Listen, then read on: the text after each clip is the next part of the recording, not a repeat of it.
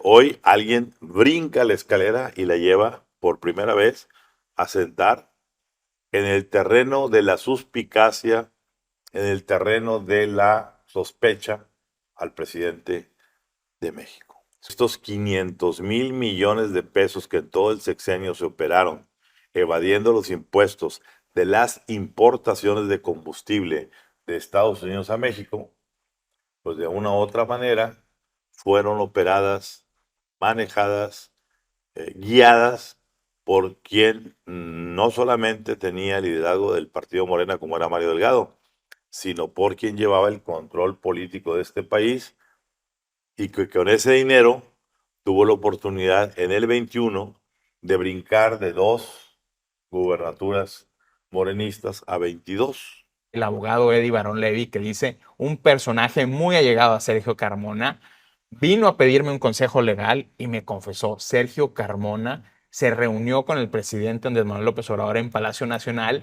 3 meses antes o 4 meses antes de ser ejecutado en una barbería en San Pedro Garza García. Y alguien muy alto en el gobierno de Andrés Manuel López Obrador se enteró que Sergio Carmona, el principal financiador de Estaba campañas inquieto. políticas, estaba inquieto y podría hablar con los norteamericanos. Tan inquieto, Rodrigo, que, Marcela, Sergio Carmona sabía que peligraba y le entrega el clon de su celular a su hermano Julio, al director de la aduana de Reynosa, y le dice: si yo desaparezco, me secuestran o me hacen algo.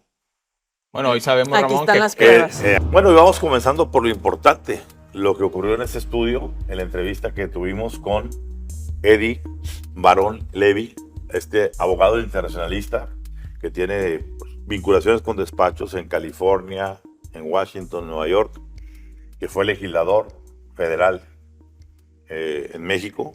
Fue el primero que en la época de Vicente Fox, siendo el priista, se convirtió en el enlace para todo lo que eran los asuntos migratorios y de paisanos.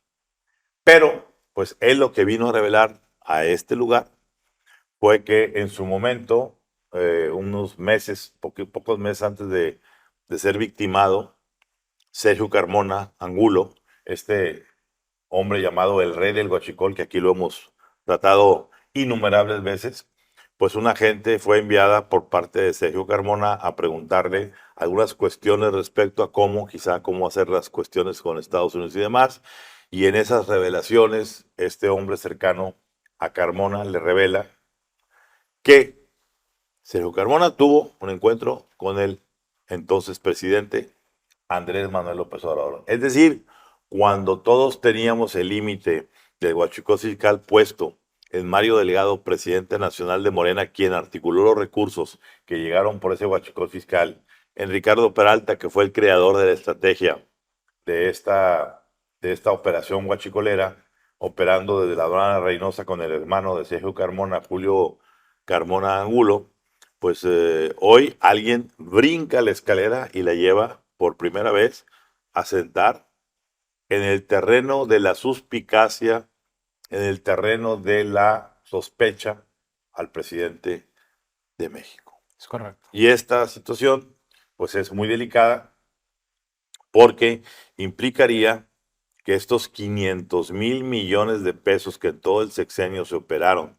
evadiendo los impuestos de las importaciones de combustible de Estados Unidos a México, pues de una u otra manera fueron operadas, manejadas, guiadas por quien no solamente tenía el liderazgo del partido Morena como era Mario Delgado, sino por quien llevaba el control político de este país y que con ese dinero tuvo la oportunidad en el 21 de brincar de 2 gubernaturas morenistas a 22.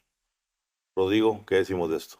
Sergio Carmona invirtió 500 millones de pesos para financiar ilegalmente campañas políticas en toda la costa del Pacífico en el 2021. Desde ese año también se empezó a preparar la candidatura de Américo Villarreal, a pesar de que Américo Villarreal fue electo en el 2022, y solo en Tamaulipas gastaron 100 millones de pesos. Y esto no lo dice solamente Código Magenta. Esto lo había dicho ya Horacio García Rojas, que fue la mano derecha operativa de Sergio Carmona en el trasiego ilegal de combustibles desde Estados Unidos a través de la aduana de Reynosa, de Nuevo Laredo y de Matamoros. ¿Qué dice Horacio García Rojas en una entrevista de trabajo cuya grabación está en poder de Código Magenta? Dice: nosotros somos los responsables de financiar campañas en todo el país y el presidente López Obrador está enterado. Es decir, el presidente López Obrador sabe lo que estamos haciendo nosotros. Bueno, esa es una primera pieza del rompecabezas, que embona perfecto con la declaración que ahora nos da el abogado Eddie Barón Levy, que dice: un personaje muy allegado a Sergio Carmona vino a pedirme un consejo legal y me confesó. Sergio Carmona se reunió con el presidente Andrés Manuel López Obrador en Palacio Nacional 3 meses antes o 4 meses antes de ser ejecutado en una barbería en San Pedro Garza García. ¿Por qué es importante el momento, el timing? Porque ese acercamiento con el abogado Eddie Barón Levy implicaba que de alguna u otra manera Sergio Carmona ya estaba levantando la mano para pedir asistencia en Estados Unidos, para pedir asistencia con las agencias de inteligencia. Y alguien muy alto en el gobierno de Andrés Manuel López Obrador se enteró que Sergio Carmona, el principal financiador de campañas políticas, estaba inquieto y podría hablar con los norteamericanos de lo que hoy estamos discutiendo en esta mesa. Tan inquieto, Rodrigo, que, Marcela, Sergio Carmona sabía que peligraba y le entrega el clon de su celular a su hermano Julio, al director de la aduana de Reynosa, y le dice: si yo desaparezco, me secuestran o me hacen algo. Bueno, hoy sabemos, aquí Ramón, están que las pruebas. Aquí está mi teléfono, Sí. te vas y te entregas allá con fulanito de tal en Austin y le entregas el teléfono cuyos contenidos Código Magenta consiguió y pudo evidenciar la playa de personajes que de una u otra manera recibieron claro, el apoyo económico directo de Sergio Carmona por órdenes de Mario Delgado. Y un tema muy importante, no solo se trata de Sergio Carmona, hay muchos Sergios Carmonas operando en toda la estructura de Morena. Veamos el ejemplo de Daniel Flores, el titular de Grupo Industrial Proyecta, cuya empresa recibió contratos por 27 mil millones de pesos de Pemex, particularmente la refinería de Dos Bocas, y que fue nombrado el principal operador financiero en la campaña presidencial de Adán Augusto López. ¿Qué pasa? Cuando hay un desencuentro con el presidente Andrés Manuel López Obrador por la pre-campaña de Adán Augusto López, por el dinero que se estaba gastando, llaman a Daniel Flores a Palacio Nacional y después de tomar un avión de la Ciudad de México, ese mismo día, de hablar con del el aeropuerto de Toluca, un vuelo privado a Veracruz donde se encontraba Adán Augusto López, se baja, habla y discute con el entonces precandidato. Hay un desencuentro. Hay un desencuentro que gente lo vio y después de eso sube a su avión nuevamente y 3 minutos después de estar en el Golfo de México se desploma la avioneta del principal operador financiero. Jet, no avioneta, el jet, es un jet. Otro ejemplo, Gerardo Vázquez Barrera, quien en la Embajada de Estados Unidos en México señala como un operador financiero del Cártel del Noreste, se toma una fotografía primero en Acapulco con el entonces senador de Morena, José Narro, y después con los entonces senadores tanto José Narro como Américo Villarreal.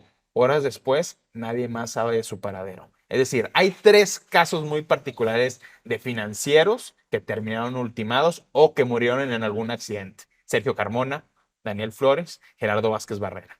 Marcela. ¿Qué más pruebas? Y el teatro se cae. La narrativa cuatroteísta se está desdibujando, se está desmorenando con todas estas cuestiones que, por ejemplo, que aquí viene a la entrevista en exclusiva a Eddie, y pues es ciudadanía. Es decir, él pudo haber dicho, mejor no digo nada. Vino y lo dijo. O sea, ya hay pruebas. Viene y dice, ¿qué más? Y mientras tanto tú te metes a Google y cuando te metes y dice, AMLO, huachicol fiscal, pónganle así. Y dice 98% del huachicol fiscal durante el sexenio de AMLO bajó. O sea, la narrativa empieza a verse de acá es un teatro, acá está la realidad. Y eso es lo que está viendo Estados Unidos. Estados Unidos está viendo que esa narrativa de las mañaneras, por más maquillaje de 92 mil pesos que nos cuesta a los mexicanos, el de Claudia Sheinbaum, nada va a tapar todas estas cosas que apenas están saliendo, que ya sabíamos que existían, pero lo van a venir a reafirmar gentes como Eddie Barón, gentes que han estado ahí en el ajo y han dicho, pero ¿y dónde está Andrés Manuel López Obrador? Qué fácil. ¿Dónde está el expresidente? Aún en funciones. ¿Dónde está? A ver, O sea, todo esto sucede, le deja la cloaca a Claudia y él, qué padre, está escondido. Porque no ha dado la cara el día de hoy. Yo insisto que esto es juego nuevo desde el momento en que el Departamento de Estado dice 6 cárteles mexicanos son designados como organizaciones terroristas. Sí. Porque todo aquel que brinde apoyo material, logístico o financiero a los cárteles será catalogado también como un apoyador del terrorismo. No importa si traes el traje o no. Y aquí es donde se conecta la trama de financiamiento ilegal del huachicol con el narcotráfico. A ver, Dan Crenshaw desde el 2022, este legislador de Texas, que es uno de los autores de la iniciativa de declaración de guerra contra los cárteles, dijo en una carta en el Congreso, a ver, señores, el huachicol está financiando el crimen organizado, específicamente en Tamaulipas, al cártel del noreste, porque se cobran $400 por pipa a los malitos. Claro. Y si eso lo sumas a la trama que denunció también Jocelyn Hernández, esta fundadora y operadora de Morena, que trabajó con Américo Villarreal en la campaña de Rubén Rocha Moya en Sinaloa, de decir, mis dos jefes, Rubén Rocha Moya y Américo Villarreal, se reunieron en la sierra con el Chapo Isidro y además sabemos por bitácoras de vuelo que viajaron en el avión de Sergio Carmona para realizar todas estas transacciones y ella dice textualmente, llegaban a la oficina con maletas llenas de dinero, es decir... Y el propio, tan burdo era que el propio Roberto Chamoya le decía, ¿cómo me vas a traer esto aquí? ¿Por qué me traes esto? Exactamente, es donde se unen estos dos mundos y que todo cambia. ¿Qué va a pasar? Estados Unidos tiene una baraja de herramientas muy importantes, por supuesto la designación de los cárteles terroristas, pero también está la famosa ley Magnitsky, está la famosa lista Engel. Que no olvidemos algo, Rodrigo, Marcela, no olvidemos que la primera gran confesión de quién liberó, quién ordenó la liberación tras la captura de Ovidio Guzmán, ¿sí? Por supuesto. En aquel famoso Culiacanazo, ¿sí? Lo confesó el propio presidente López Obrador diciendo, yo ordené aquello.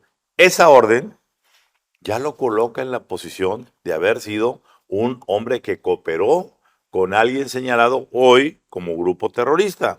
Si a eso le sumamos el asunto del huachicol fiscal y sus implicaciones, hay suficientes elementos para sentar en la mesa, por lo menos de la aclaración, ya no digamos de la confesión. A ver, Ramón, si nos vamos a la campaña del 2006, el rey Zambada, que es el hermano de Ismael El Mayo Zambada, denunció en ese entonces, a ver, nosotros como cártel de los Beltrán Leiva, entregamos dinero a la campaña presidencial de Andrés Manuel López Obrador.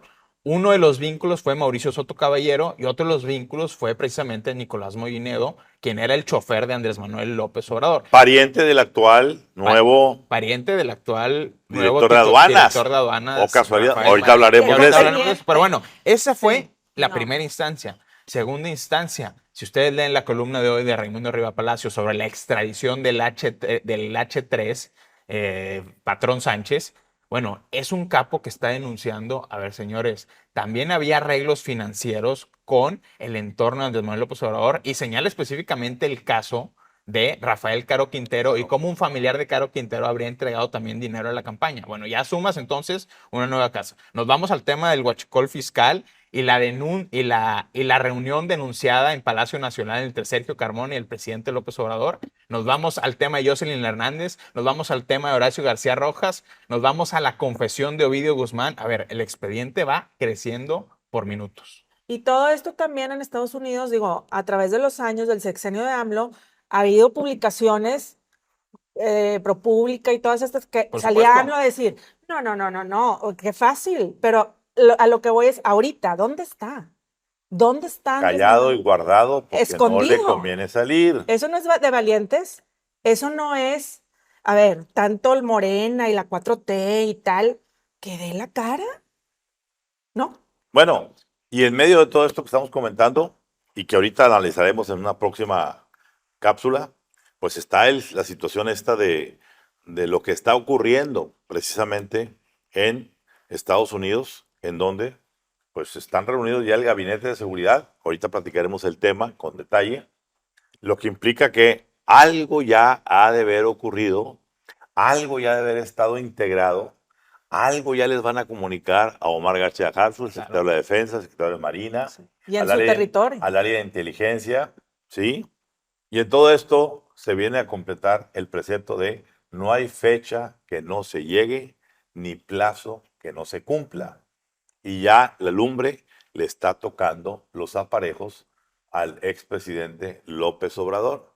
Y aquí, una de dos, o va a haber una gran acusación con las consecuencias que eso pueda traer, o va a haber una gran negociación con lo que implique esto para el gobierno de la presidenta Claudia Sheinbaum. Claro. ¿Alguna conclusión, Rodrigo? Ramón, a ver, el papel de Claudia Sheinbaum va a ser crucial. Y muchos entendieron su designación como la candidata presidencial de Morena porque era a quien López Obrador entendía es la que me va a hacer más leal que el resto. Es la que sí me va a cuidar, es la que me va a proteger, porque esa No ha me va a sido la entregar. historia política de Claudia Sheinbaum desde que entró al gobierno capitalino de Andrés Manuel López Obrador en el año 2000. Pero pasa algo muy curioso, donde se gana la confianza Claudia Sheinbaum de López Obrador es cuando entrega a su propio esposo Carlos Simas en medio de la trama de los videoescándalos. La pregunta es, ¿va a entregar Claudia Sheinbaum ahora a quien fuera su esposo político, Andrés Manuel López Obrador, en esta trama del huachicol fiscal y de la designación de los cárteles como organizaciones terroristas? ¿Conclusión, Marcela?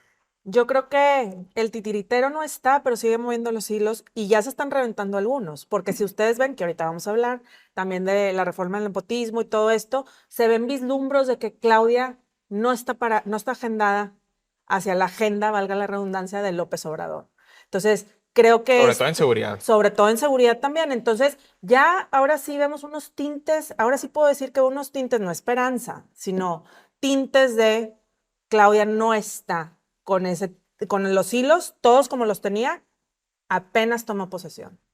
Yo creo que todo está apuntando para que el expresidente tenga que abandonar pronto el escondite donde está, sea Palenque, sea Cuba, sea Venezuela, sea Bolivia, lo que sea, y tenga inevitablemente por todas estas denuncias que pasar a cuentas, tanto en México como en Estados Unidos. No olvidemos el caso del expresidente de Honduras. Sí. Yo estoy viendo venir, lo estoy viendo claro. un déjà vu de lo que le pasó al expresidente hondureño, que hoy purga 35 años de sentencia con su hijo, con su hermano, con medio gabinete.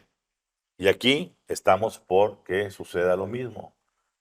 Ya veremos en los próximos días de qué tamaño es o de qué tamaño son las cuentas que tenga que pasar a la mesa el expresidente en Palenque.